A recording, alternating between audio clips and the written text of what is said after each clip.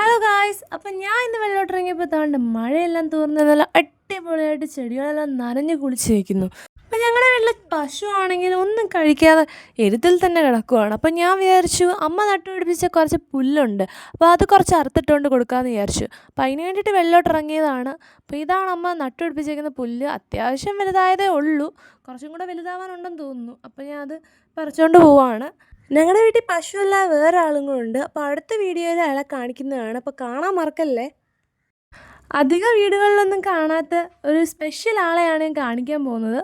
Channel subscribe ചെയ്യാതെ കാണുന്നവർ ഇപ്പോൾ തന്നെ പോയി സബ്സ്ക്രൈബ് ചെയ്ത് വെക്കുക അടുത്ത വീഡിയോ കാണാൻ വേണ്ടിയിട്ട്. അപ്പോൾ ഞാൻ പശുവിന് പോച്ചയൊക്കെ അറുത്തിട്ട് കൊടുത്തു. ഇതാണ് ഞങ്ങളുടെ പശു. പശുവിൻ്റെ പേര് കുഞ്ഞാറ്റ എന്നാണ്. ആളുടെ വയറ്റിൽ വേറെ ആളും കൂടെ ഉണ്ട്. അടുത്ത മാസം ഇങ്ങനെ വരും. അപ്പോൾ അതിൻ്റെ വീഡിയോ നമ്മൾ ഇടുന്നതാണ്. പശുവിന് 2 ചക്ക വെട്ടി എറിഞ്ഞ് കൊടുക്കാൻ വേണ്ടിയിട്ട് 2 ചക്ക അടത്താനുള്ള പണിയിലാണ്. അപ്പോൾ ഇത് കൂഴച്ചക്ക കേട്ടോ.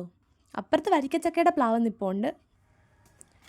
ഇതെല്ലാം ഈ എരുത്തലിൻ്റെ പുറയിലായിട്ട് കാണപ്പെടുന്ന 2 പ്ലാവാണ്. നമ്മൾ മാമൻ്റെ വീട്ടിൽ പോയായിരുന്നു 2 കോവയ്ക്കൊക്കെ പറിക്കാൻ വേണ്ടിയിട്ട്. മിന്നുവുണ്ട് കൂടെ.